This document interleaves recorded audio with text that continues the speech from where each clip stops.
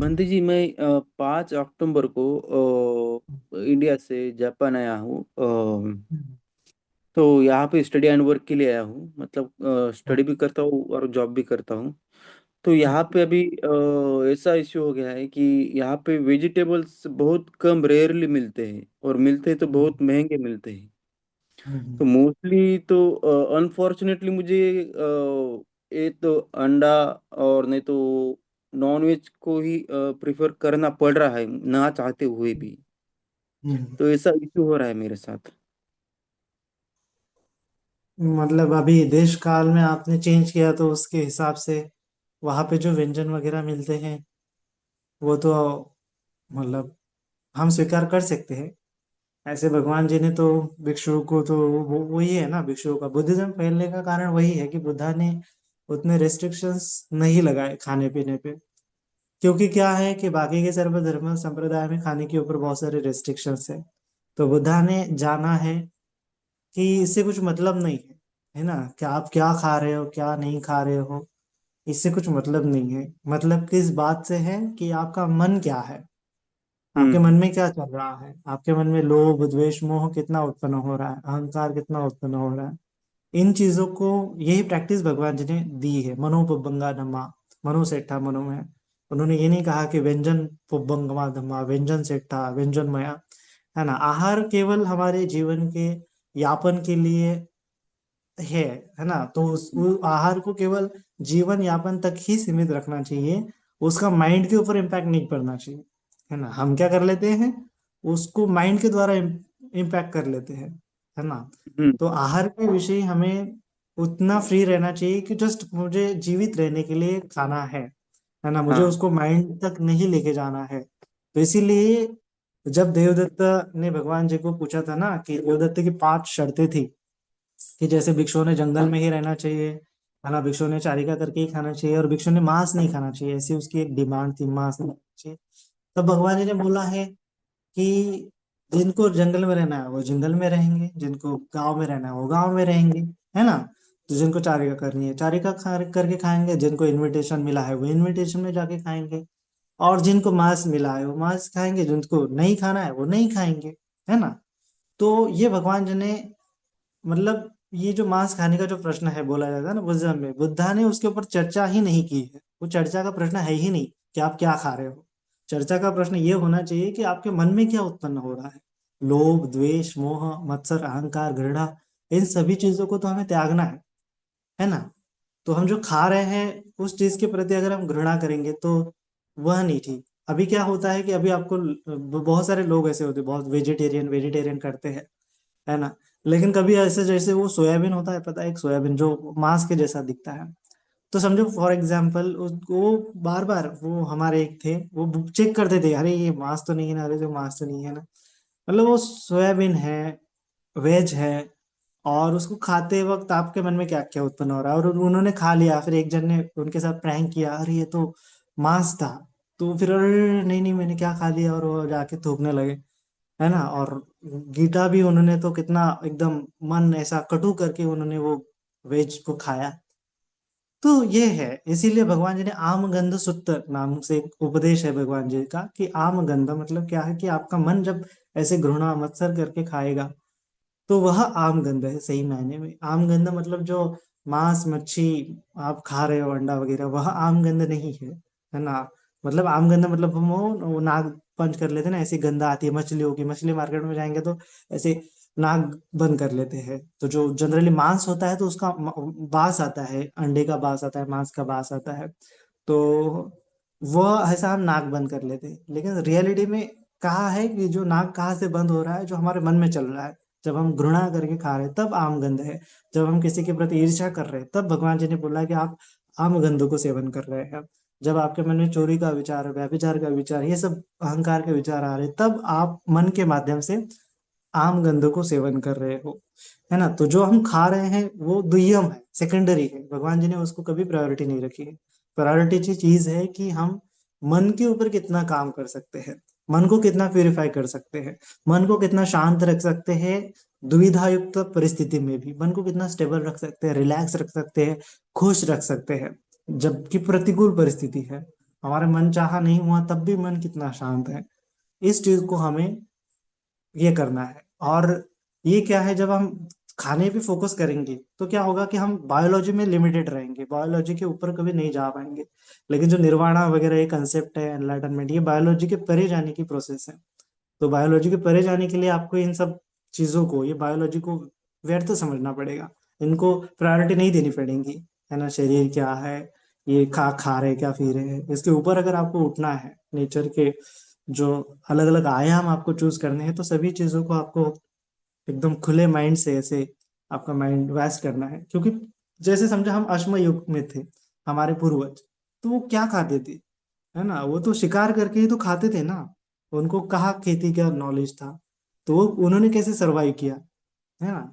उन्होंने तो उनकी वजह से तो हम हैं, उनकी वजह से उनका ही डीएनए हम में है ना।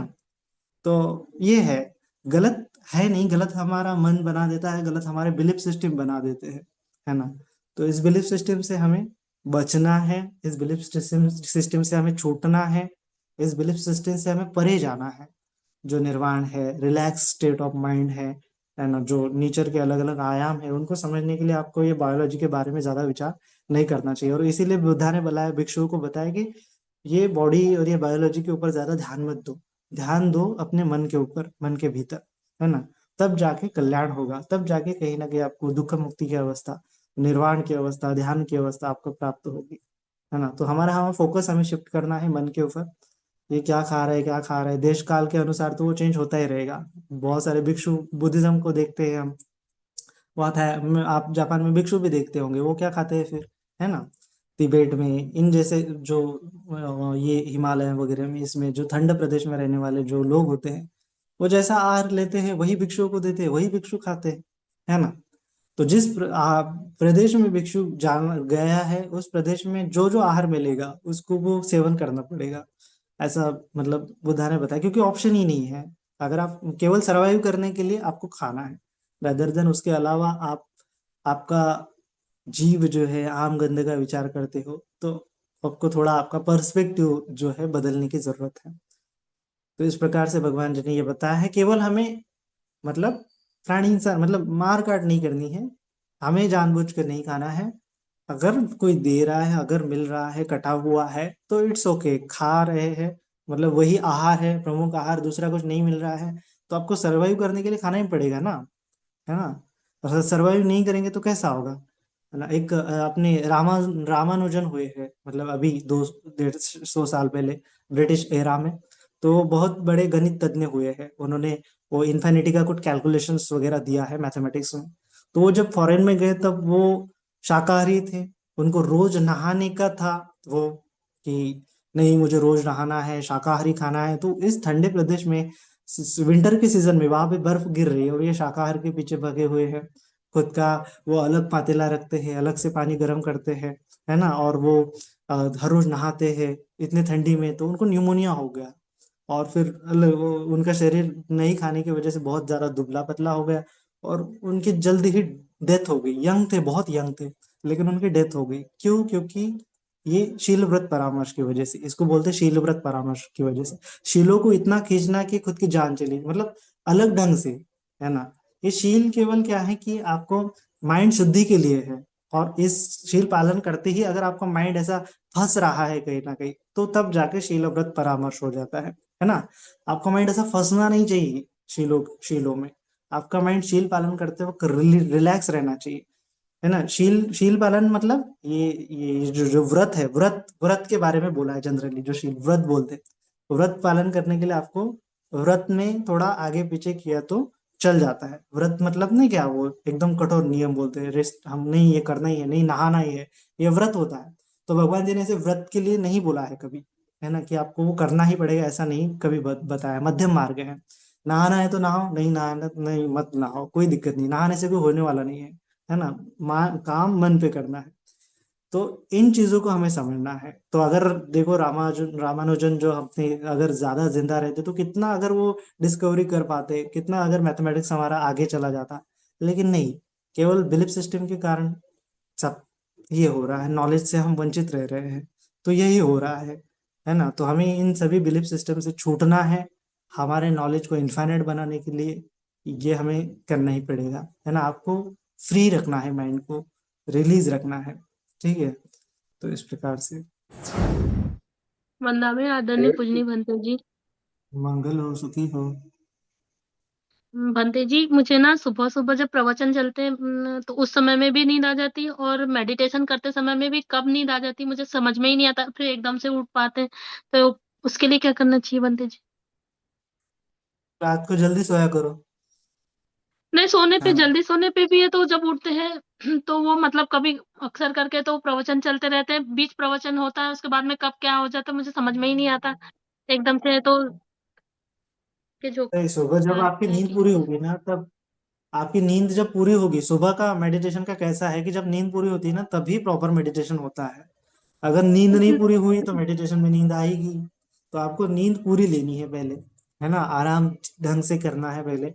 रात को आपको प्रॉपरली टाइम डिसाइड करते हुए जल्दी उठने की हैबिट डेवलप करनी है ना। तो आपको मेडिटेशन को बैठने के पहले थोड़ा फ्रेश होके रिलैक्स होके रहना है, उसके बाद मेडिटेशन करना है ना। तो ये हमेशा ध्यान रखना है, आपको फ्रेश माइंड से ही मेडिटेशन को बैठना है। कभी जब भी आप सुबह करो, शाम को करो, कहीं पे भी करो, माइंड ऐसा रिलैक्स रखना है। रिलैक्स करने के लिए हमें ये फ्रेश और रिलैक्स रखना चाहिए, है ना, दोनों चीजें। तो रात को जल्दी सोएंगे तो क्या हो जाएगा, नींद पूरी हो जाएंगी और आपका सुबह में फ्रेश फील होगा और आप अच्छे से मेडिटेशन कर पाओगे। तो कोशिश करो, आपका जो कितने घंटे का स्लीप होता है उसको नोटिस करो कि मैं 7 घंटे का स्लीप होता है, तो थोड़ा पीछे 5 बजे से पहले 7 घंटे सो जाओ, 4 बजे से पहले 7 घंटे सो जाओ, है ना। तो फिर क्या हो जाएगा, वो आपका स्लीप साइकिल अच्छे से हो जाएगा, स्लीप कंप्लीट हो जाएंगी, फिर नींद नहीं आएगी। दूसरी ये चीज है कि आपको ज्यादा ध्यान करने की आवश्यकता है। दोपहर में भी ध्यान करने की कोशिश करो और शाम को भी ध्यान करने की कोशिश करो। जब आपको ध्यान लगता है तब नींद नहीं रहती। नींद है इसका मतलब ध्यान नहीं है, ध्यान है इसका मतलब नींद नहीं है ना। तो अगर आपको ध्यान लगने लगेगा तो नींद अपने आप गायब होती चली जाएगी। ओके, तो ये चीज को आपको समझना है। तो आपको क्या करना है कि ध्यान लगाने के ऊपर ज्यादा प्रैक्टिस करनी है।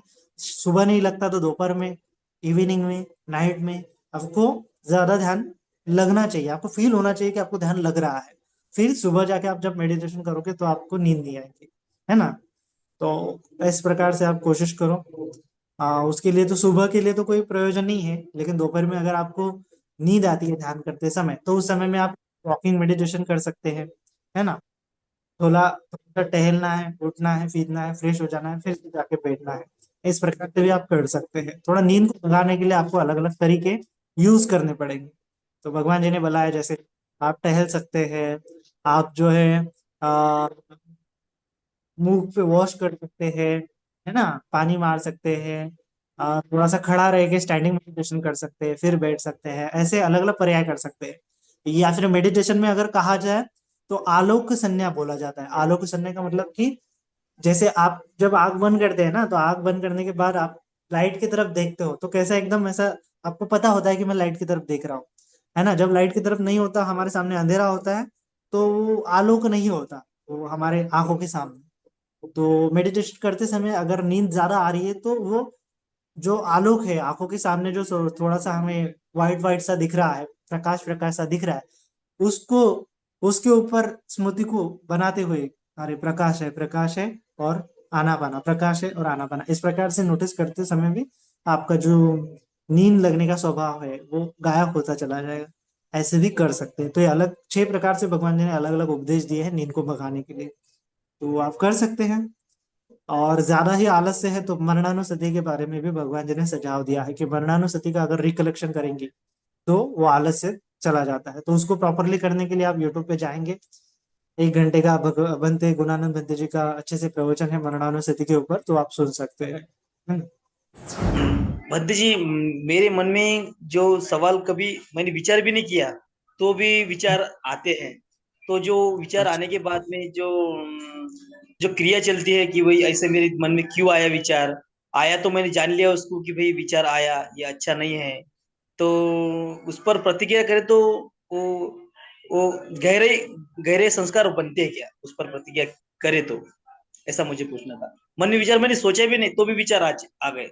तो अच्छे अच्छे बात के लिए विचार आते हैं, बुरी बात के लिए नहीं आते। जैसे मुझे कोई वस्तु प्रिय लगती है तो उस पर बुरे विचार ऑटोमेटिकली हावी हो जाते हैं।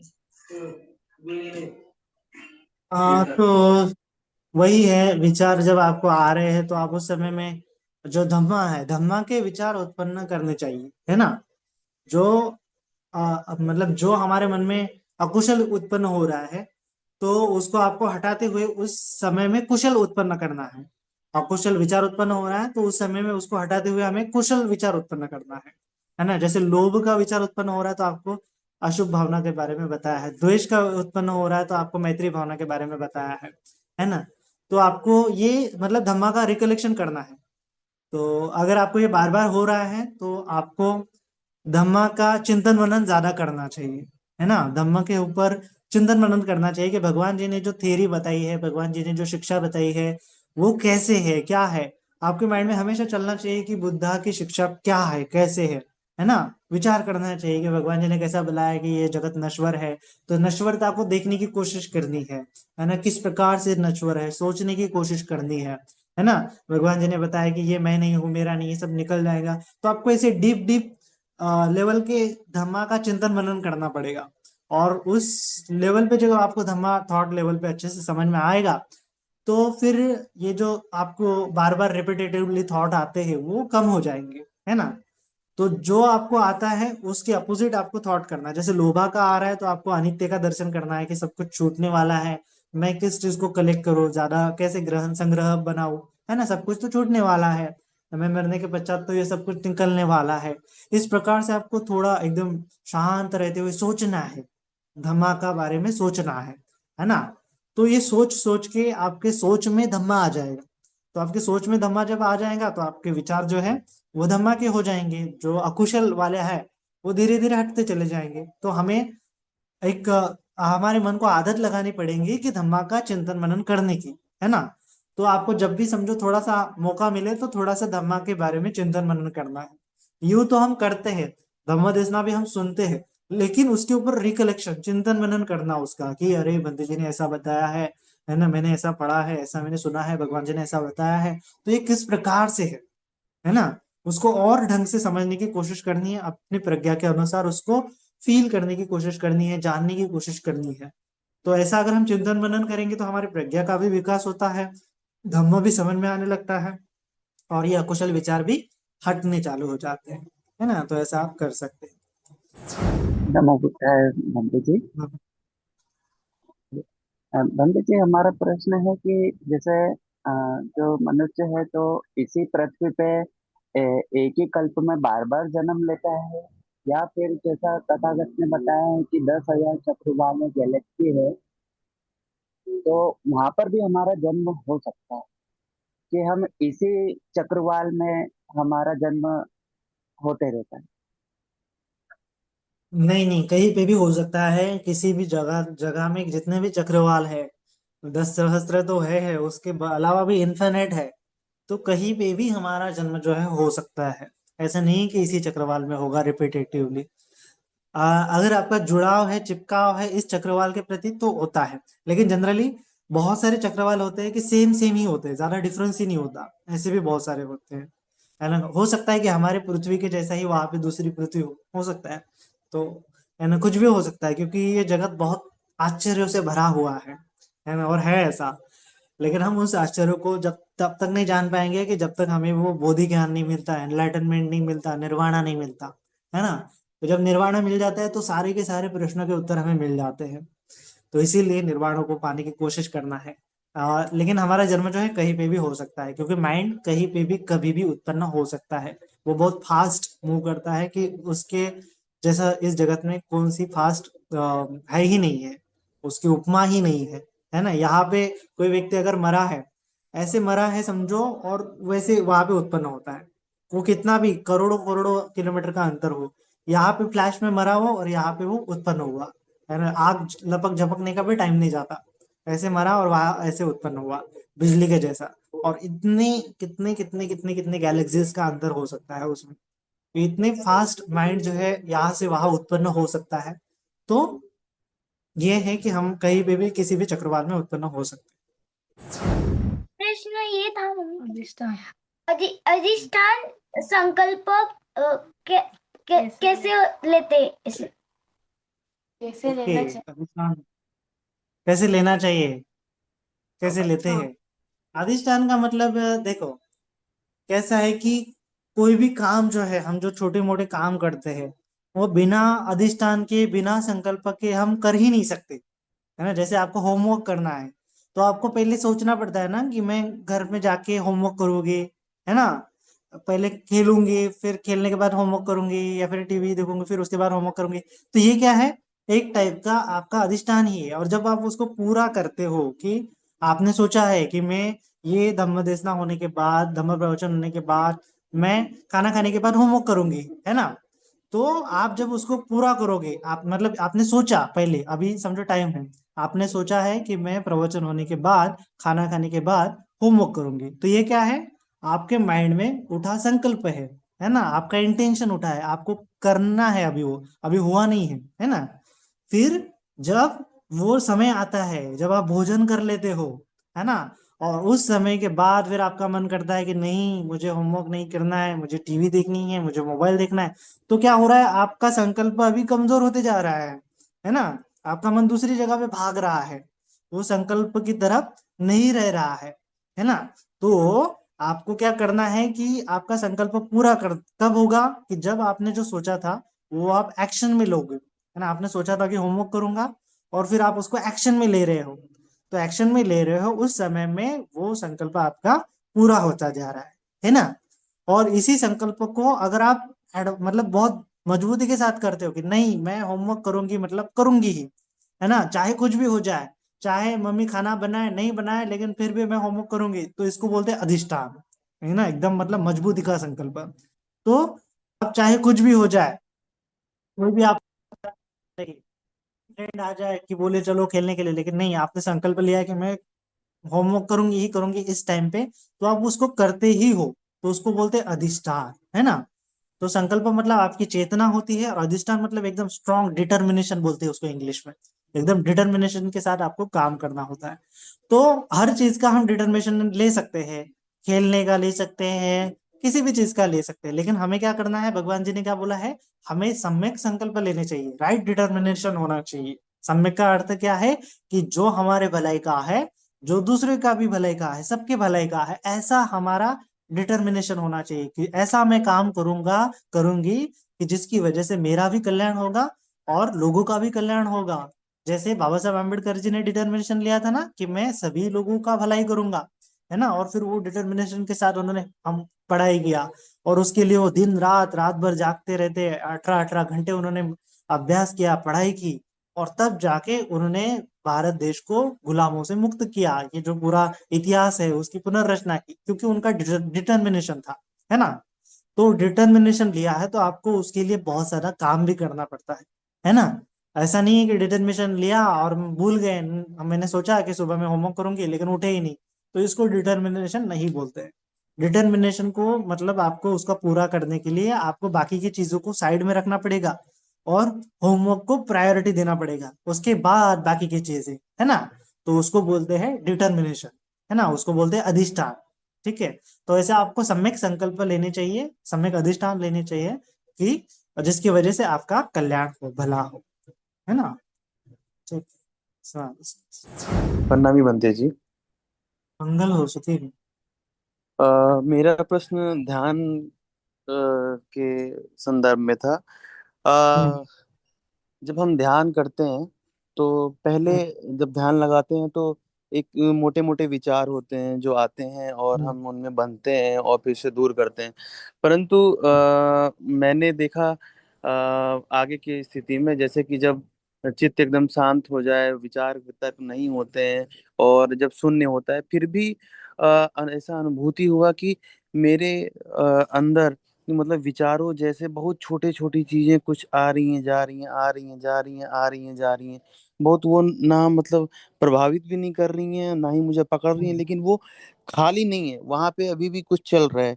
मतलब अलग अलग चीजें जिसका हम्म। कोई भी लेना देना नहीं है, वो आ रहे हैं और जा रहे हैं। तो वो क्या है? वो विचार है या कुछ और? हाँ, वो ध्यान वाले विचार नहीं है उसको, जब जो मैंने बोला है ना, आप शायद उससे कंफ्यूज, बहुत सारे लोग कंफ्यूज है वो वितर्क विचार के बारे में। जो थॉट लेवल पे चल रहा है वो वितर्क विचार नहीं होता है, जो ध्याना में जो हम जो फील करते हैं उसको वितर्क विचार बोलते हैं। मैं एक दो और लेक्चर लूंगा वितर्क विचार के ऊपर, जब मैं उधर जाऊंगा मॉनेस्ट्री में तब, है ना। और एक अच्छे से और ज्यादा आपको कायानुपश्यना, वेदनानुपश्यना, चित्तानुपश्यना, धम्मानुपश्यना के बारे में और एकदम डिटेल में वीडियो बनाऊंगा। मैं कुछ सोच रहा हूँ कि थोड़ा सा लंबा वीडियो बनाऊं है ना, अच्छे से। संडे के दिन हम थोड़ा सा दोपहर में भी सेशन ले ले सकते हैं, है ना, आफ्टरनून में वगैरह। तो एकदम अच्छे से हम सभी स्पेशल विपස්සना के ऊपर, ध्यान के ऊपर वहाँ पे जो वितर्क विचार है और सतिपट्ठान है उसके बारे में डिस्कस करेंगे।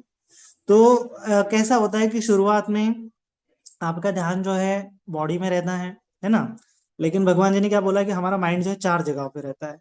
काया में रहता है, वेदना में रहता है, चित्ता में रहता है और धम्मा में रहता है, मतलब थॉट लेवल पे रहता है। ठीक है।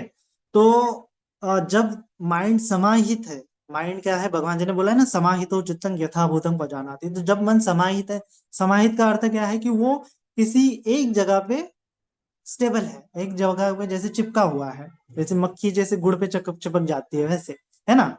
तो एक जगह पे चिपका हुआ है तो वो बाकी की जगहों को उसको पता नहीं होना चाहिए, है ना। मतलब माइंड का स्वभाव ऐसा है कि जब वो एक चीज को जानता है तो वो दूसरी चीज को नहीं जान सकता है। तो वो दूसरी चीज को जान रहा है, इसका मतलब क्या है कि हमारा माइंड वहां पे बात उत्पन्न हो रहा है।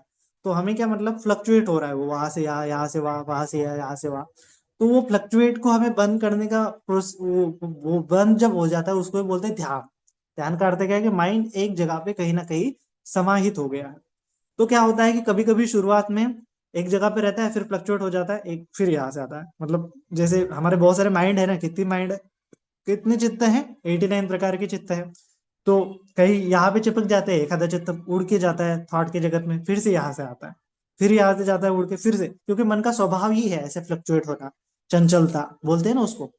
तो हम जब ध्यान भी करते हैं, शरीर पे मन भी होता है आधा अधूरा, और कहीं ना कहीं आधा अधूरा मन चला जाता है विचारों के जगत में। फिर से हमें होश आता है, अरे मैं तो ध्यान भी कर रहा हूँ, ध्यान भी पकड़ा हुआ है, विचार भी चल रहे हैं, ऐसा भी होता है ना। तो हमारी प्रैक्टिस यही है कि जो हमारा ध्यान का आलम्बन है उसके ऊपर ज्यादा से ज्यादा मन को लेके आए, है ना। तो बॉडी के ऊपर या फिर सेंसेशन के ऊपर ज्यादा से ज्यादा मन को लेके आएंगे, और ज्यादा उत्पन्न करेंगे उस जगहों पे, मन को जिस जगह पे ज्यादा उत्पन्न करेंगे वहां भी वो उत्पन्न होता रहेगा, है ना। वो उसके पीछे साइकोलॉजी है, उसके पीछे न्यूरो साइंस है। आज के न्यूरो साइंस में उसको बोलते हैं neurons that fire together wire together. ये न्यूरॉन्स होते हैं हमारे, जो एक मतलब सिमिलर टाइप के न्यूरॉन्स अगर बार बार रिपीटेटिवली वो एक जगह पे उत्पन्न हो रहे हैं, तो नेक्स्ट आने वाला जो न्यूरॉन्स होता है उसी जगह पे उत्पन्न होता है। तो वही है, मन अगर एक बार एक जगह पे उत्पन्न हो रहा है, तो जब नया मन उत्पन्न होगा तो भी वो इसी जगह पे उत्पन्न होगा, है ना। तो मन हमारे हर समय में उत्पन्न होता रहता है, एक मन नहीं है ऐसे। मन हमेशा प्रोसेस है, एकदम उत्पन्न होता रहता है, होता रहता है, होता रहता है। तो हमें क्या करना है, बार बार उसको बॉडी के ऊपर लेके आना है, हमारे आलम्बन के ऊपर लेके आना है, हमारे ध्यान के ऊपर लेके आना है, और फिर वो धीरे धीरे वो विचारों में जाने का जो स्वभाव है उसका बंद होता चला जाएगा। और वो एक जगह पे जब समाहित हो जाएगा पूरी तरह से, तो उसको भी बोलते हैं ध्यान लगना। प्रथम ध्यान, द्वितीय ध्यान, तृतीय ध्यान, चतुर्थ ध्यान, ऐसा होता है। तो धीरे धीरे समझेंगे उस प्रोसेस को, है ना, होता है। तो हमें कोशिश करनी है कि हमारा माइंड जो है वो विचारों के जगत में नहीं ले जाना है, उसको बॉडी पे लेके आना है, या फिर होश रखना है कि मेरा मन कहाँ जा रहा है, कहाँ उत्पन्न हो रहा है, कहाँ जा रहा है, कहाँ उत्पन्न हो रहा है। तो ऐसे धीरे धीरे होश रखते हुए सती संप्रजन्य न रिंजति, उसकी प्रैक्टिस करते करते मन जो है बॉडी पे रहने लगेगा। तो इस प्रकार से आपको बॉडी के ऊपर मन को लेके आने का अभ्यास करना है। ठीक है। हाँ पूछिए। वंदना। मंगल हो सुखी। वंदे जी, मेरे दो सवाल हैं। हम्म। अ, जैसे शारीरिक जो धातु होते हैं, चैत्य होते हैं, हम्म। उनकी पूजा वंदना करने से ध्यान चित्त उत्पन्न होता है क्या? और सेकंड क्वेश्चन ये है, बुद्ध या अरहंत टाइम ट्रैवल कर सकते हैं क्या? Good question. हाँ, तो धातु वंदना करने से पुण्य पुण्य बढ़ता है। है ना, हमारा बहुत सारा पुण्य बढ़ता है। क्योंकि हम वो अगर आप धातुओं के पास जाएंगे ना, धातुओं के पास वाइब्रेशन करेंगे ना, सॉरी, धातुओं के पास जाके मेडिटेशन करेंगे ना, तो आपको एक अलग ही वाइब्रेशन वहां पे फील होंगे, है ना। तो वो कहीं ना कहीं वो वाइब्रेशन वो उस धातुओं में, हड्डियों में रहते हैं, है ना। क्योंकि उन्होंने बहुत स्ट्रांग मेडिटेशन किया होता है ना, तो वो ऊर्जा, वो वाइब्रेशंस, वो कंपन वहां पे रहते हैं। और हम उन जब उन धातुओं के पास जाएंगे, ध्यान करेंगे, तो वो कंपन हमें भी फील होते हैं। तो इसीलिए भगवान जी ने धातुओं की वंदना करने के लिए सुझाव दिया है, वंदामि चैत्यं सब्बं सब्बठानेषु पठितं शारीरिक धातु महाबोधि बुद्ध रूपं सकलं सदा। है ना, वो गाथा है ना कि चैत्य की वंदना करने के लिए, तो जो मुक्त हुए लोग होते हैं उनके धातु में वो वाइब्रेशंस होते हैं, स्टोर होते हैं। तो वो हमें भी फील कर सकते हैं, हम उसको फील करेंगे ना, तो हम भी उनके जैसा बनेंगे फिर, है ना, वैसा ही है, सेम ही है। तो ऐसा है। तो भगवान जी का भी क्या होता है, एक ओरा होता है, या फिर अरंत लोगों का एक ओरा होता है, ओरा बोलते हैं ना आज की भाषा में। तो भगवान जी का ऐसा ओरा था, बोलते हैं कि भगवान जी का जब जाते थे तो उसके उनके 500 योजन दूर, 500 योजन दूर ऐसे सर्कल में, रेडियस में कोई भी निगेटिव एनर्जी नहीं आती थी, क्योंकि उनका पॉजिटिव एनर्जी के जो वाइब्रेशंस है ऐसे स्प्रेड होते थे। जैसे हम ध्यान में ध्यान करते हैं ना, तो वाइब्रेशन फील होते हैं हमें, है ना। तो अगर ध्यानी व्यक्ति है तो उसके भी वाइब्रेशन हमें फील होने लगते हैं। तो जितने उनके पास रहेंगे उतने ज्यादा वो वाइब्रेशन हमें फील होते हैं। तो उनकी पूजा करना, वो जब है, मतलब जब जीवित है तब तो वो वंदनीय है ही है, लेकिन जब वो मर भी जाते हैं, उनके धातु जब रहते हैं तो भी वो पूजनीय है ना, धातु। क्योंकि वो धातु बनते ही तब है कि जब उन्होंने बहुत स्ट्रांग मेडिटेशन किया होता है ना। क्योंकि मतलब क्या है कि धातु बनने का भी एक अलग एक विशेष है, क्या बोलते हैं उसको, धातु हर अरंत व्यक्ति चाहे तो धातु बना सकता है अपने शरीर के। वो चाहे कि अगर मेरे शरीर के धातु बने मरने के पश्चात, तब वो धातु बना सकता है। अगर वो चाहे कि मेरे शरीर की धातु नहीं बने, तो धातु नहीं बनते, है ना। फॉर एग्जाम्पल, आनंद बंती जी का जो है ना, भगवान जी के जो शिष्य सेवक, तो उनका जब परिनिर्वाण हुआ तो उन्होंने चाहा था कि मेरे धातु नहीं बने, तो उन्होंने खुद शरीर को प्रज्वलित किया था, और उनका पूरा जो शरीर है वो प्रज्वलित हो गया।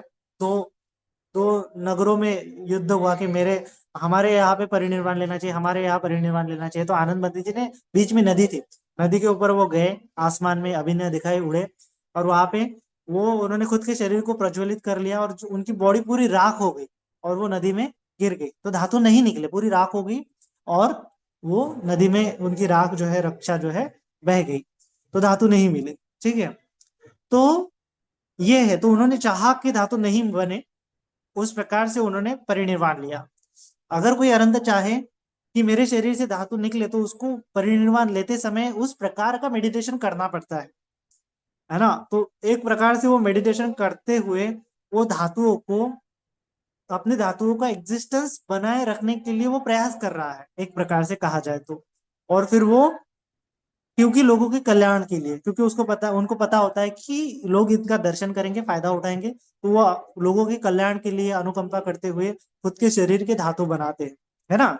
और फिर उन धातु की जब बनते हैं वो धातु, तो बहुत ऐसे वाइब्रेशंस वहां पे बनते हैं, जैसे हीरा बनता है ना, हीरा हीरा कोयला और हीरा सेम ही होता है।